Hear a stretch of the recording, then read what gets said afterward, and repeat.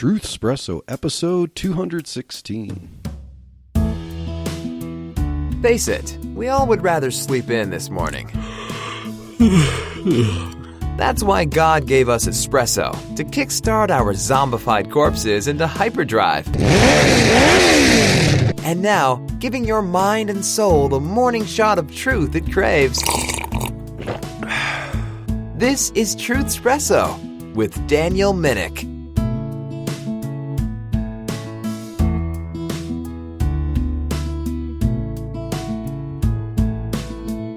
Hello there, this is your host Daniel Minnick for another new episode of Truth Espresso, and I am joined by my sweet and beautiful co-host Chelsea. And given that this is December and toward the Christmas season, we'd like to talk a little bit about Christmas. And we know that this holiday season, there's lots of hustle and bustle, and of course there's also lots of very generous germs to spread around. And so yeah, hope that you all are trying to keep healthy. And yeah, we've been battling stuff as a family, and so, we're going to do our best to push through a little bit. Our voices may not be the best that they can be at the moment, and sick kids and so on, but here we go. Thank you, sweetheart, for doing this with me again.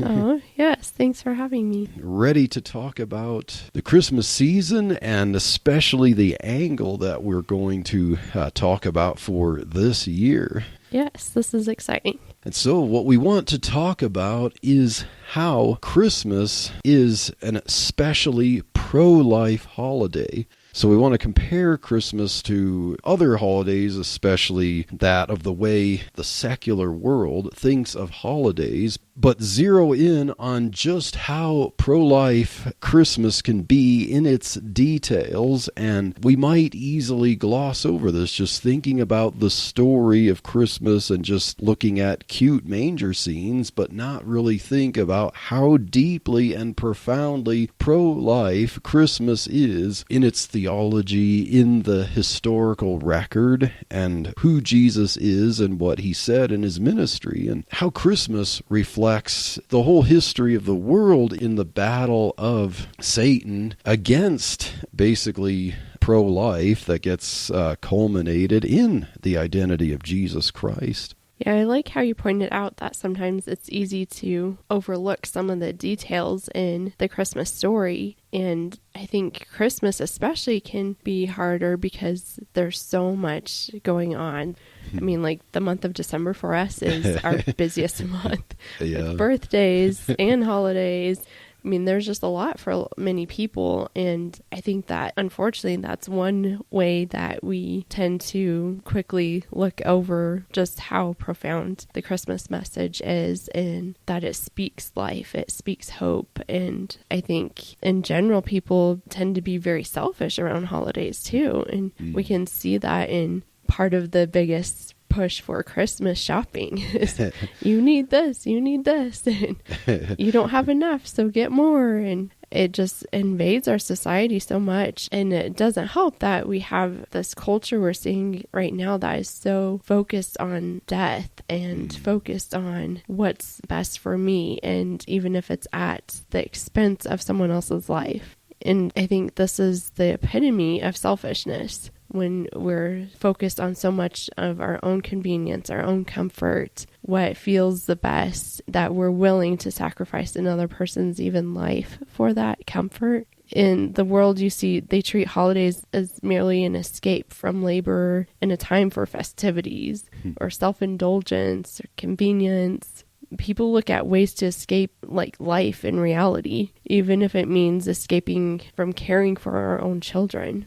I think Christmas is like so secularized now with the push of, okay, it's time for parties, it's time for getting gifts, and what am I going to get? What am I going to give our kids to just kind of keep them quiet so we can have a relaxful day? And it's just surrounded so much by that busyness that it distracts us from the true biblical meaning of Christmas. Yeah, I think of hustling shoppers like parents in the mall fighting over the next PlayStation for their kids and so on like that. Yeah, Black Friday deals. Yeah, you mentioned secularization. I remember when we were doing research for the Thanksgiving episode, and I remember President FDR, who tried to move Thanksgiving back, and the reason he did that was because he thought there was an economic thing he could do to help by getting people more time to do more Christmas shopping and spend more money and stuff. So it wasn't like some altruistic self-sacrifice thing. It was just, how do we get people to buy more things and stuff like that. Yeah, secularization of Christmas right there.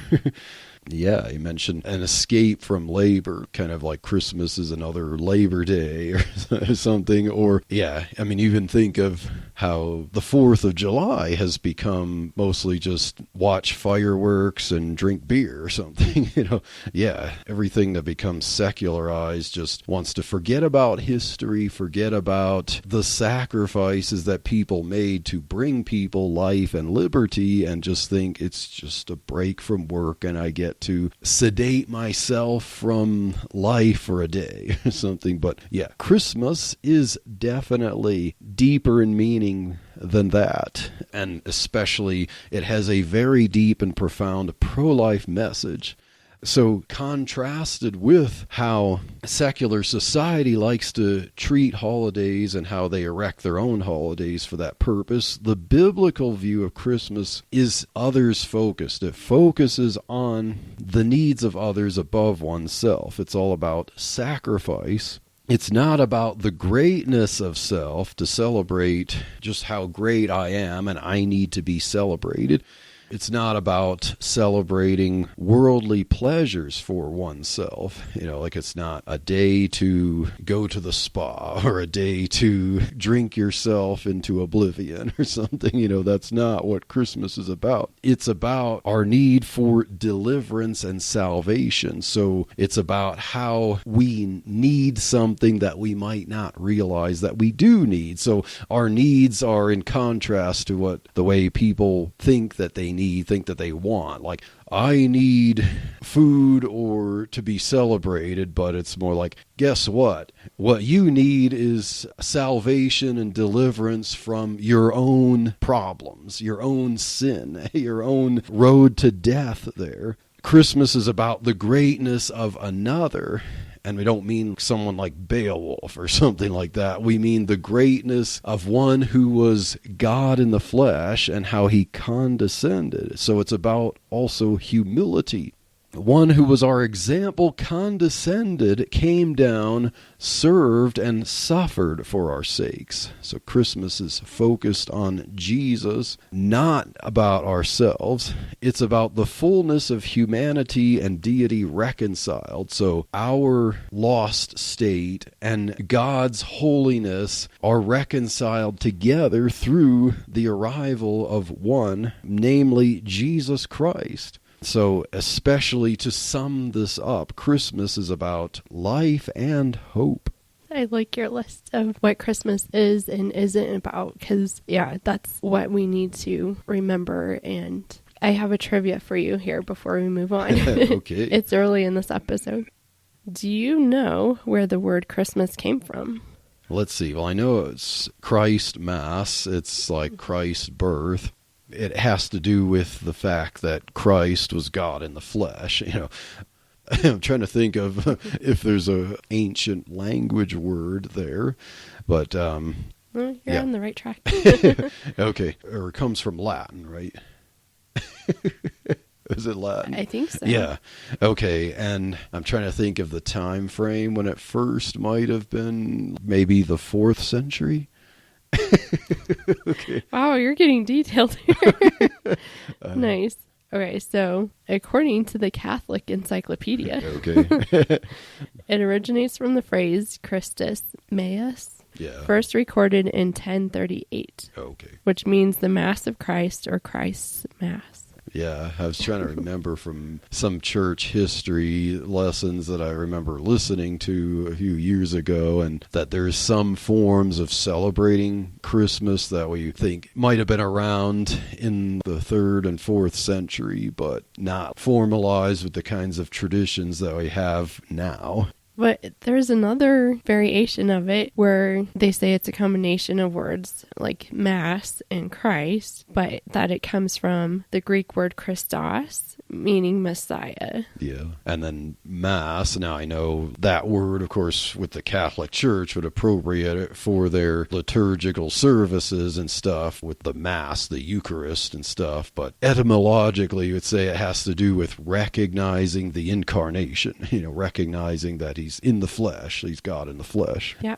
So that's why the word Christmas is important. Yeah. It's proclaiming that Christ, the Messiah, was born. Yes, exactly, sweetheart. So we said that Christmas is about life and hope. So how is it about life? Well, it focuses on celebrating the life of the incarnate Son of God, Jesus Christ. So new life came into the world. This life is recognized and celebrated. And so it's the birth of the deliverer who ultimately sacrifices himself for the salvation of mankind. So here comes life for the sake of other lives. And then he will give his life. He will give up his life for the purpose of giving others life.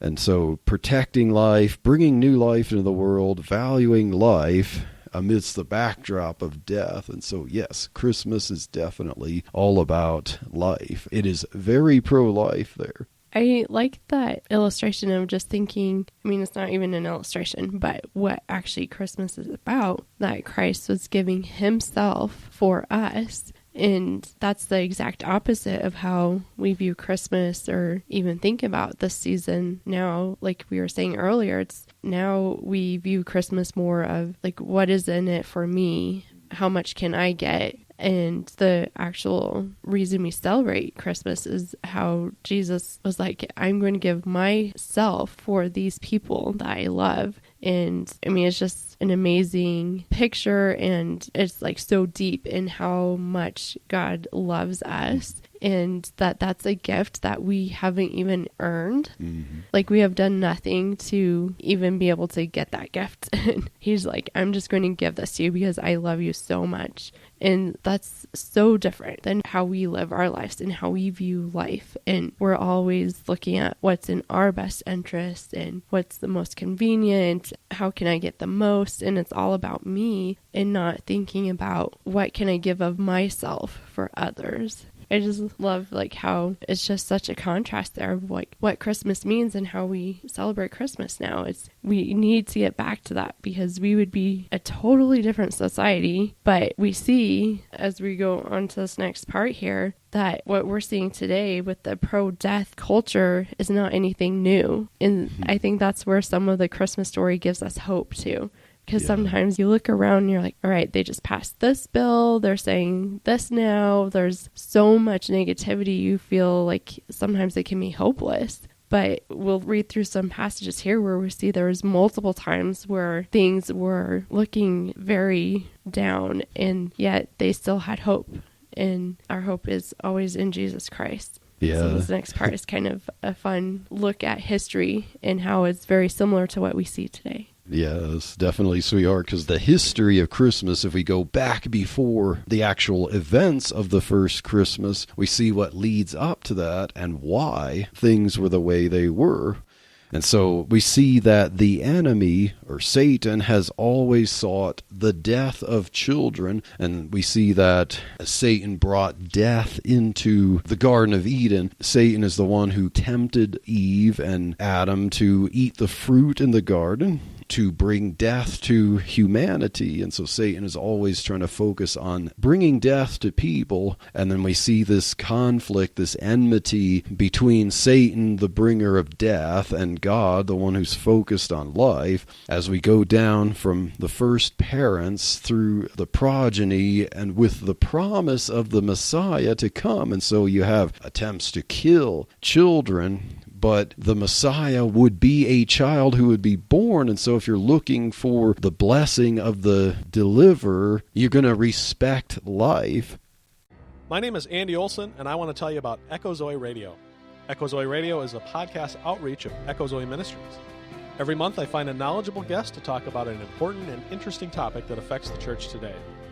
We carefully balance the discussions of positive, God-glorifying doctrines of Orthodox Christianity from a mostly Reformed point of view, with exposés of heresy, false teaching, and poor practice that goes on throughout the church today.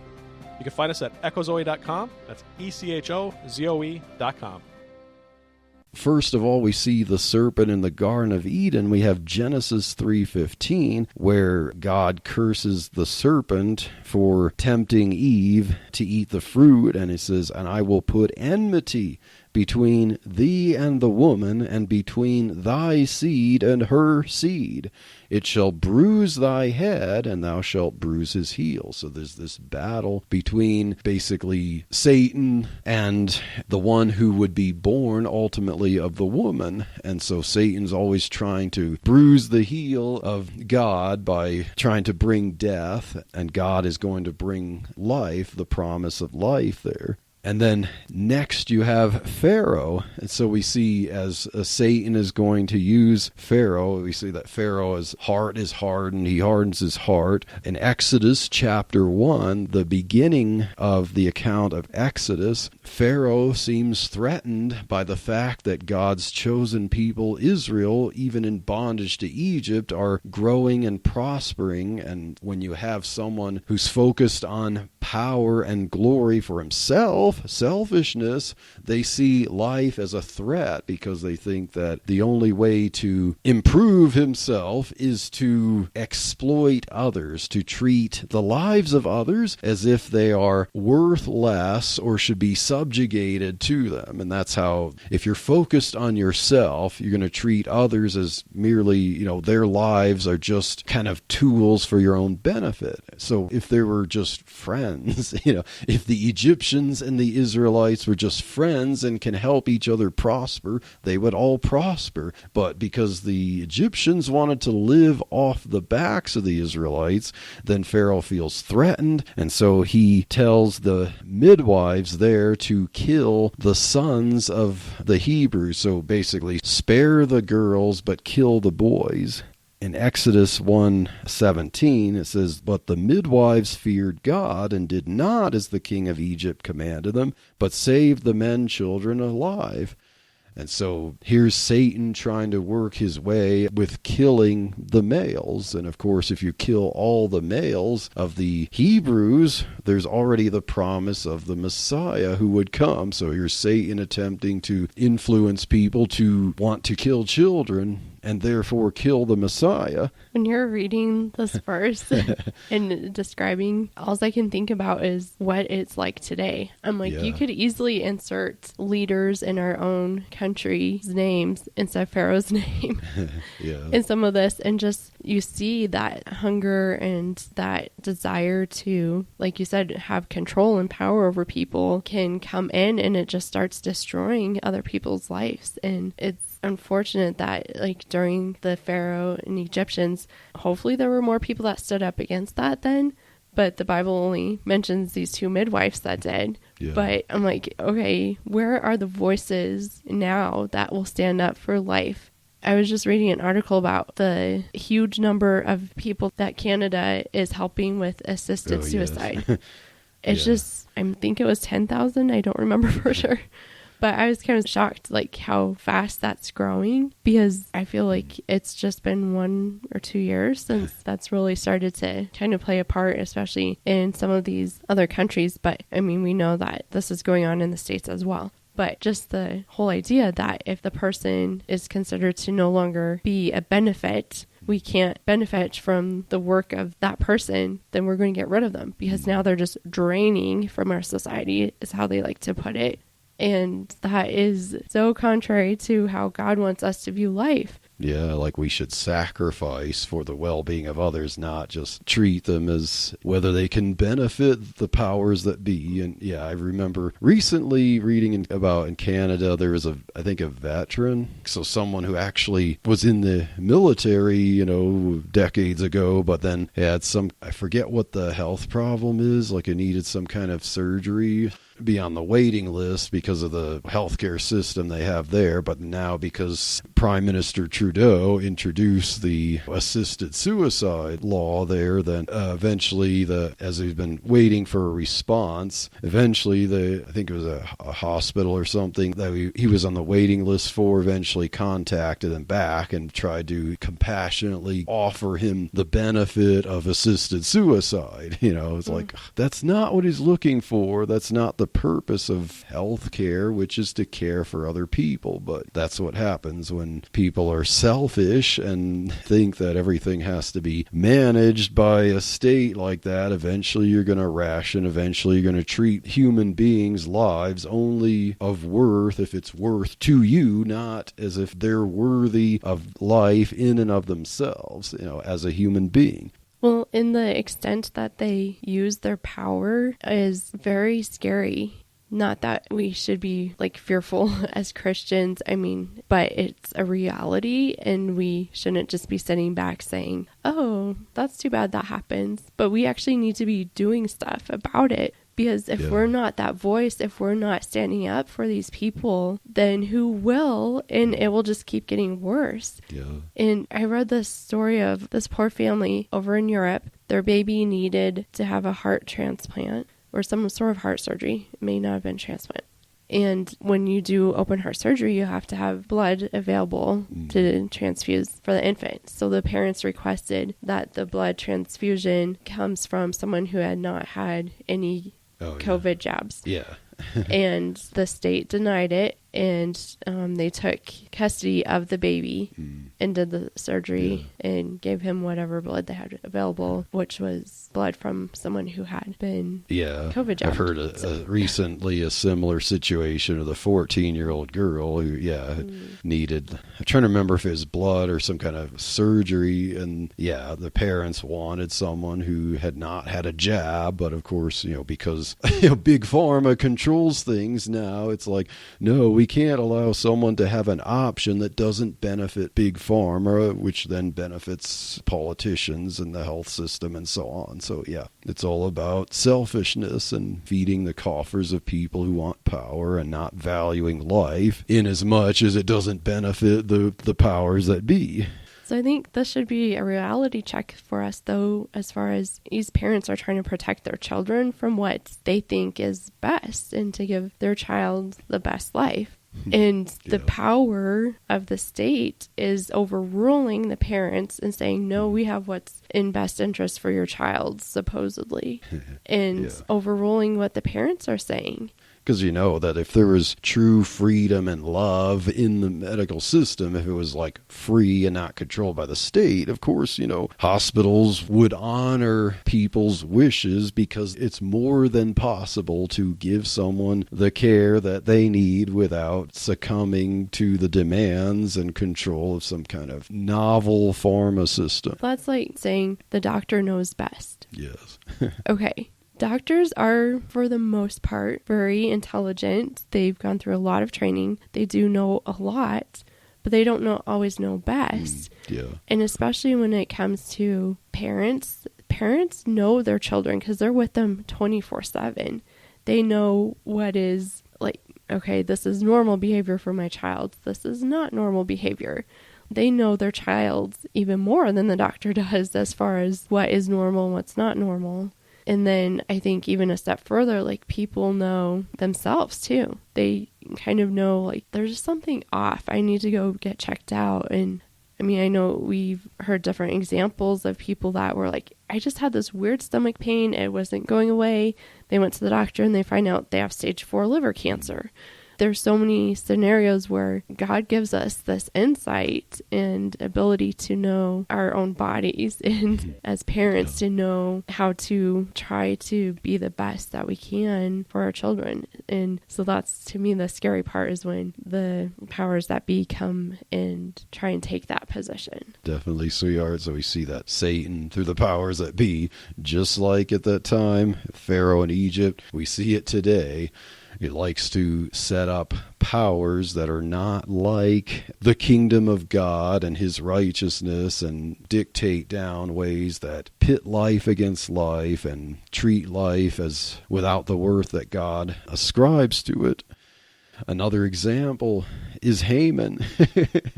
So when in Egypt the Israelites were in bondage there, the powers that be wanted to mistreat and kill life, treat the Israelites like they were not worthy, kill the children. So we see Haman here, and King Artaxerxes is ruling over the Israelites here as they're in captivity. And so Haman has kind of a bone to pick with Israelites here, with the Jews there. And so in Esther 3:13, he tricks King Artaxerxes to create a law to kill people. Now, Haman lies about what the Jews are up to, and really the king doesn't even know who the people are that he's talking about, but he trusts that Haman's telling him the truth. So Esther 3:13 says, "And the letters were sent by posts into all the king's provinces to destroy, to kill, and to cause to perish all Jews, both young and old, little children and women, in one day, even upon the 13th day of the 12th month, which is the month of Adar, and to take the spoil of them for a prey." So we see Satan through Haman is once again trying to kill Jews, trying to kill the children, the little children too. But God through Esther preserves their lives, and therefore preserves the promise of the Messiah. Doesn't it make you kind of saddened and, I guess, disgusted that in these different scenarios we're looking at, it's always the stronger preying upon the weakest? Yes, definitely. Like the women, the children, babies. It's like, okay, if you were threatened by people, wouldn't you go after the strong men or like the leaders or something like that? But no, they go after the weakest ones, because it's almost like their desire or their compulsion for power makes them almost weak, and like they're not even brave enough to go after the strongest ones. They're going to go after the weakest one. I don't know. It's just kind of frustrating. Yeah. And I mean, we see that again in our society today, that it's always the weak, the helpless, the old, the ones that have health problems, the ones that society deems to be unfit or not enough and not adding to society. Then those are the ones that somehow should be eliminated. But those are the ones that give our community and our people strength. Yeah. When you see kids like with Down syndrome, I think they show us how much joy is despite all the craziness around us. They love life and just, they're so full of joy. It's amazing. And it's like, you cannot help but smile when you're interacting with them. And it's like, if we got rid of all of them, I feel like we would not understand what joy is. Yeah, it would be a pretty, miserable society. Yeah. And I think, God makes each one fearfully and wonderfully, and each one has that purpose of bringing that life and that hope in our community. And when we're just cutting them off one by one, then pretty soon we're just going to have nothing. And you mentioned the weakest among us. Well, who gets picked on the most, especially with the abortion holocaust, and who's the weakest among us are the unborn children. We want to dehumanize them because those who are the weakest among us, yes, require the most sacrifice to help them. And people don't want to do that because, quite frankly, most of the reason for abortion or wanting to kill children is personal selfishness. I know there's a lot of ancillary factors that go into different things, but ultimately it boils down to someone's selfishness, someone's lack of desire to put one's own wants aside and to sacrifice for the good of someone else who can't just seemingly, at least at the time, directly benefit them. And so, yeah. It just makes me so sad because, like, Yeah. when you have that little one growing inside you, so we had pretty bad morning sickness for our girls, Yeah. but like my body, my brain forgets all that because the joy of having that life growing inside you, and there's just so much love for your child, and it just overrules any of that. And so I feel like it makes me sad for these other women that they suppress that emotion, they suppress that bonding with their baby so much to be able to dismiss that there's that connection there, so they can go out and be like, okay, I'm not ready to be a mom right now, I'm going to go ahead and have an abortion.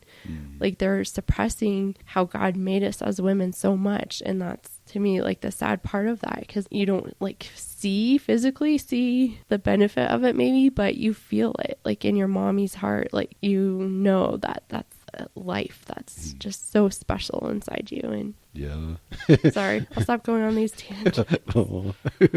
But I think it helps us to understand just how really the reality of these passages, of these historical events, what they actually amount to, if we don't think about. And then finally, after Haman tried to kill little children and the Jews there, we come to the Christmas story with Herod. So King Herod and his selfishness and his self-glory and his self-indulgence, we see the work of Satan toward Herod because he felt threatened as people were talking about a king who would come. And all Herod could think about is, well, I'm the king. I don't want a competitor. I don't want to be reduced here. Who's going to take my place? I don't want anyone else. Give me the power and glory and riches. And so we see in the account in Matthew chapter 2, so I'll read some verses there that we see how there's this focus on the life of a little child, which is the Messiah here. Now, later on, as we're going to talk about the incarnation some, but we want to look at how Satan has moved Herod, and we see that the protagonist here is this little child who needs to be rescued from the minister of Satan to try to kill children. So Matthew 2, verses 13 through 18, it says, "And when they were departed," referring to the wise men, "behold, the angel of the Lord appeared to Joseph in a dream, saying, Arise and take the young child and his mother, who's Mary, and flee into Egypt, and be thou there until I bring thee word, for Herod will seek the young child to destroy him. And when he arose, he took the young child and his mother by night, and departed into Egypt, and was there until the death of Herod, that it might be fulfilled, which was spoken of the Lord by the prophet, saying, Out of Egypt have I called my son.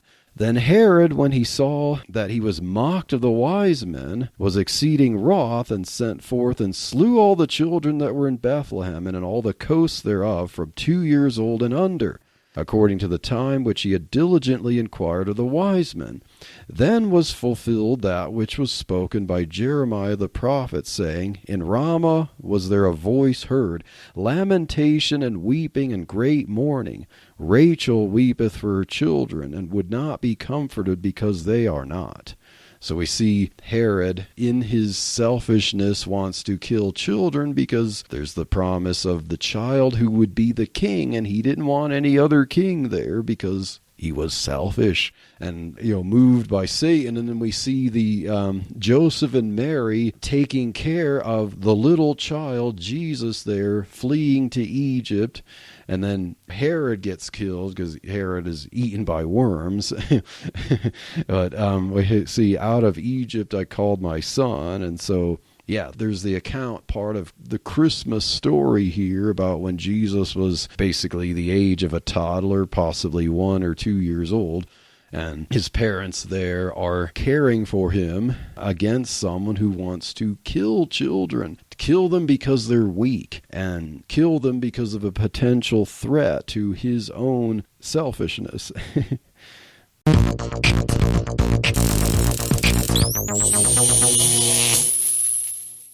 I love my computers. Matter of fact, I have 2 of them. And that's not counting all the phones and tablets and whatever else that happens to be smart, as they call it, in my home. I love playing games, creating stories to share, and occasionally even doing a tiny bit of artwork. However, there's a lot about computers that is way over my head. I don't understand installer files. How could one single file install so many onto my computer? I don't understand RAM, or even how the hard drives in my system do what they do. I don't understand any of these things, but they all still work. Someone understood it enough to put it all together. Like computers, there's much about God we don't understand. How can God be one and yet have 3 distinct persons? How can God, after seeing all my sin, still offer the grace of Christ? Why does God even love me? I just don't understand. But that's okay. He does. Countering today's culture in our quest for truth, this is Nathan Caldwell for Countershock. Find all we have to offer at the Life Truth Network by going to life-truth.com.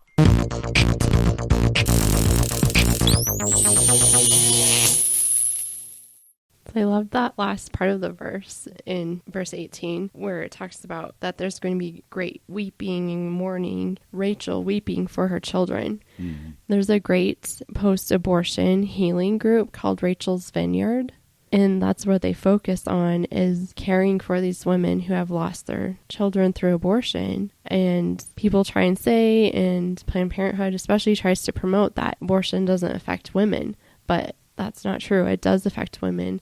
And I mean, we can even see here that these women are going to be crying and weeping because their children are no more. When you have a child that grows inside you and then that's taken from you, then you weep, you grieve, like there's a loss there. Mm-hmm. And I just think that's how God made women. And so when we're promoting abortion as something that should be a woman's right, this is going against how God created women. And ultimately, there's the consequences of that overwhelming grief for your child that's no longer there. But it's awesome that there are ministries like Rachel's Vineyard that reach out and help these women that are grieving and help them walk the path of forgiveness and healing and recognizing that Jesus Christ still cares for them and he still loves them and he wants to reconcile a relationship with them. Yeah, definitely. There's a good advertisement there, and I want to put a link to that, Rachel's Vineyard, in the show notes too. So thinking about the history of what leads up to Christmas and Satan's war against humanity and his war against children, his war against life, and as the promise of Christmas has always been about bringing life into the world and preserving life, the life of the Israelites, and so that he can bring about also the promise of the Messiah who would then deliver and give life to not only the Israelites but the world. And so the next episode, we're going to talk about how Christmas is about celebrating and protecting children. And we want to look at specifically the meaning of Christmas in Jesus Christ, the incarnation there. So some of the details we might kind of gloss over about that babe in the manger. And so stay tuned for the next episode of Truth Espresso in this Christmas series. And God bless.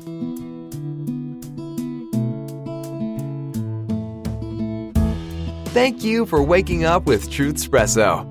Good morning, and God bless your day.